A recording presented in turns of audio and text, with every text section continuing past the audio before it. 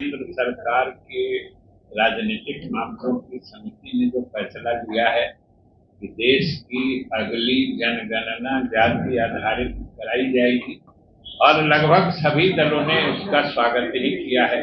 और आज भी आपके सामने हमारे अध्यक्ष जी ने पूरे पार्टी की तरफ से और सरकार की तरफ से तो मुख्यमंत्री जी ने कल ही इसका स्वागत किया है और प्रधानमंत्री जी को धन्यवाद दिया है।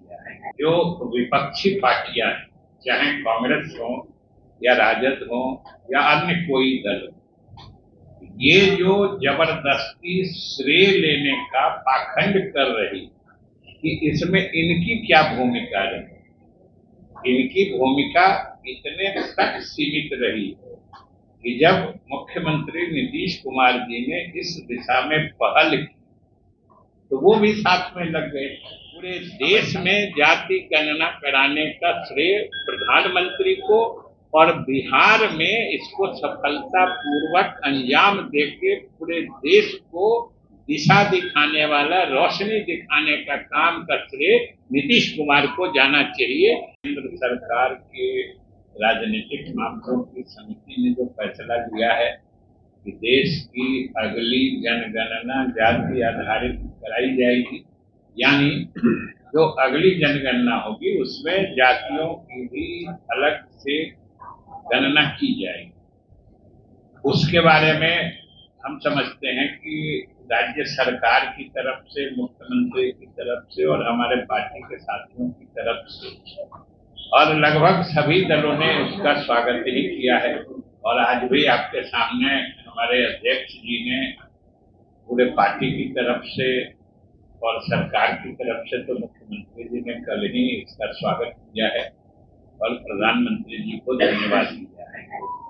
आज हम मुख्य रूप से बात करेंगे कि जब केंद्र सरकार ने अपनी इच्छा जाहिर कर दी है या कल अपना फैसला सुना दिया कि अगली जनगणना जाति आधारित होगी, तब जो विपक्षी पार्टियां हैं, चाहे कांग्रेस हो या राजद हो या अन्य कोई दल, ये जो जबरदस्ती श्रेय लेने का पाखंड कर रही, हम उसके बारे में आपसे बात करना चाहते हैं। और जब आप पूरे घटनाक्रम पर गौर करिएगा तब आपको सारी स्थिति स्पष्ट हो जाएगी कि इसमें इनकी क्या भूमिका रही। इनकी भूमिका इतने तक सीमित रही कि जब मुख्यमंत्री नीतीश कुमार जी ने इस दिशा में पहल की तो वो भी साथ में लग गए। हम ऐसा भी नहीं कहते हैं कि कोई वो विरोध कर रहे, लेकिन किसी चीज को समर्थन देना और किसी चीज की शुरुआत करना या नेतृत्व करना, इसमें बहुत आसमान जमीन का फर्क होता है।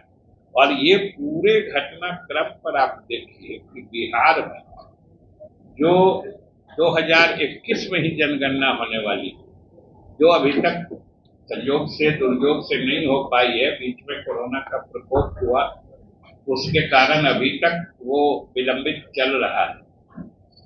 उसी समय जब जनगणना होने वाली 2019-20 में सबसे पहले देश में नीतीश कुमार जी के नेतृत्व में बिहार की तरफ से ये आवाज गई कि 21 वाली जनगणना जाति आधारित हो। और सहयोग से पार्टी ने हमें, यानी नेता ने हमें उस समय बिहार विधानसभा के अध्यक्ष के रूप में काम करने का मौका दिया था। इसलिए मेरी अध्यक्षता में बिहार विधानसभा ने 2019 और 20 मुख्यमंत्री जी के इस प्रस्ताव को सर्वसम्मति से पास किया और केंद्र सरकार से अनुरोध किया गया 2019 और 20। और हम जब डेट बता रहे हैं, घटना का सीक्वेंस बता रहे हैं, तो हमेशा याद रखिए उसका भी अलग महत्व और तात्पर्य है। और 19 और 20 कहने का मतलब है कि दोनों समय में बिहार में एनडीए की हुकूमत, नीतीश कुमार के नेतृत्व में एनडीए की सरकार थी, जब पहली बार विधानसभा में इस बात पर सर्वसम्मति से प्रस्ताव पारित हुआ। उसके बाद फिर अगले कदम के रूप में 2021 में सर्वदलीय प्रतिनिधिमंडल प्रधानमंत्री से भी मिला था। उस समय भी एनडीए की सरकार थी और सभी दलों के नेता संयोग से उसमें भी मैं एक था। हम लोग गए थे और प्रधानमंत्री से मिले थे और प्रधानमंत्री की तरफ से सिर्फ इतना संदेश आया था कि भाई अभी तो जो उस समय तक 21 जनगणना के बारे में पद्धति या प्रक्रिया चल रही थी वो काफी बढ़ चुकी थी, यानी जो उसके फॉर्म होते हैं वो छप चुके थे। इसलिए उन्होंने कहा कि खबर दिया था संदेश मुलाकात के बाद, हम लोग की जो मुलाकात हुई थी, जो उसमें बात आगे बढ़ गई है।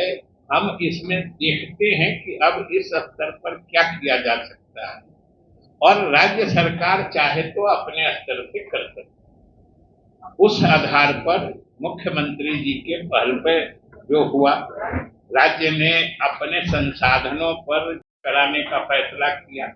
साथ ही उसमें हर परिवार, हर व्यक्ति की आर्थिक स्थिति का भी अध्ययन का समावेशन किया और उन सब पर ये भी डेट याद रखिए कि जून 2022 में पहली दफा मंत्री परिषद की बैठक में निर्णय हुआ कि बिहार में जाति आधारित गणना कराई जाए। और वो तिथि भी इसलिए महत्वपूर्ण है कि उस समय भी बिहार में एनडीए की हुकूमत, जून 2022, और ये सरकार में आए थे हम लोगों के साथ अगस्त में, 10 अगस्त को वो सरकार बनी।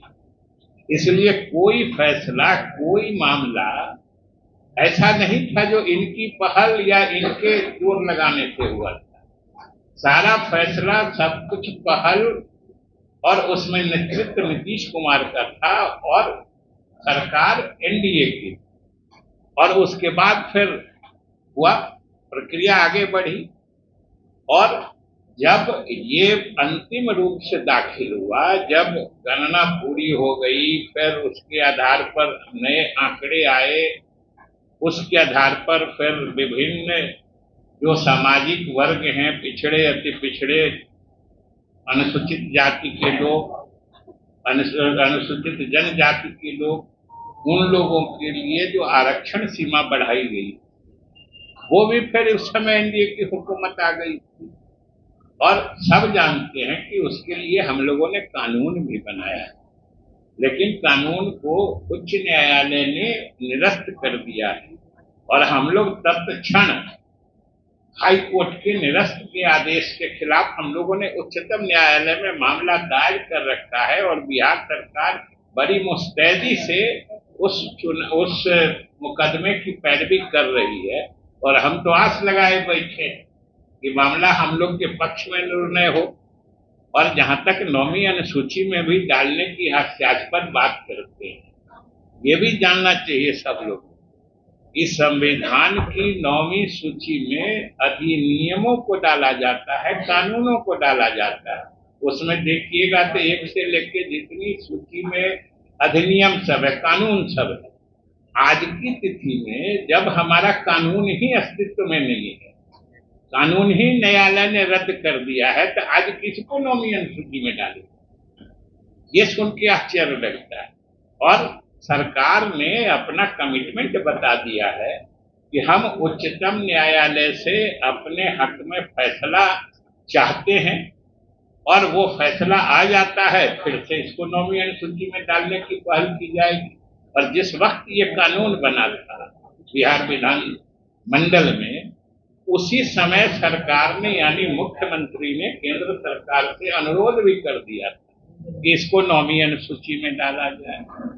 अब आप ही बताइए कि आज राजद या कांग्रेस वाले अगर कह रहे हैं तो उनकी क्या भूमिका रही? उनकी भूमिका, हाँ, ये इतनी तक सीमित है कि उन्होंने विरोध नहीं किया था, लेकिन सारा पहल, सारा नेतृत्व तो नीतीश कुमार और हम लोगों का था। और उस समय जो केंद्र सरकार ने हम लोगों को, ऑल पार्टी डेलीगेशन को उचित किया था कि प्रक्रिया आगे बढ़ गई है, इसलिए दिक्कत महसूस हो रही है, तो आज प्रधानमंत्री ने इस बात का फैसला ले लिया है कि सारी बाधाओं के बावजूद वो जाति आधारित जनगणना अगली बार कराएंगे। तो यह तो स्वागत की बात, स्वागत योग्य बात है। जो उस समय उन्होंने कठिनाई बताई थी, आज उन्होंने सारे कठिनाई रहने के बावजूद फैसला ले लिया है। इसका तो बिहार के लोग तो इसमें आगे बढ़ के काम कर चुके हैं। और सबसे बड़ी बात ये जानिए कि ये कांग्रेस वाले लोग जो कहते हैं, उस समय हम लोग इंडिया ब्लॉक में थे और मुख्यमंत्री जी ने प्रस्ताव दिया था कि पूरे देश में अगली जनगणना जाति आधारित हो। इसको इंडिया ब्लॉक पहला मुद्दा बनावे राष्ट्रीय मुद्दों में। तो सबसे पहले राहुल गांधी ने आगे बढ़ के ममता बनर्जी के साथ और अन्य दलों के साथ मिलकर हमारे नेता का प्रस्ताव खारिज कर दिया था। आज पता नहीं किस मुंह से कह रहे हैं। और जब बिहार ने करके दिखा दिया सफलतापूर्वक और उस पर आगे की बात कर डाली, तब यही राहुल गांधी पूरे देश में घूम घूम के कहने लगे। और कहने लगे तो इनके कहने का क्या मतलब है कि 2014 तक तो इन्हीं की सरकार, अगर चाहते थे तो क्यों नहीं कर दिया। और आज अगर मोदी जी ने फैसला लिया है तो इसका पूरा श्रेय पूरे देश में जनगणना कराने का हमेशा मोदी जी को ही रहेगा। और बिहार को इस मामले में नेतृत्व लेने का और बिहार में सफलतापूर्वक जाति आधारित गणना कंप्लीट करा देने का, पूर्ण करा देने का और उसको अपने अंतिम अंजाम तक पहुंचा देने का श्रेय हमेशा इतिहास में नीतीश कुमार के नाम ही दर्ज रहेगा। उसको कोई दूसरा बांट नहीं सकता। ये तो स्पष्ट है। और ये सब इस तरह का पाखंड जो जबरदस्ती कोई काम हो रहा है, तो उसमें से श्रेय हम ले लें, निकाल लें जबरदस्ती खोज के। जो हम भी थे, हम भी कह रहे थे, अरे कह रहे थे तो कहने तक रहिए। आप भी कह रहे थे, बोल रहे थे, लेकिन जो किया वो न किया। इतनी बात तो समझनी चाहिए।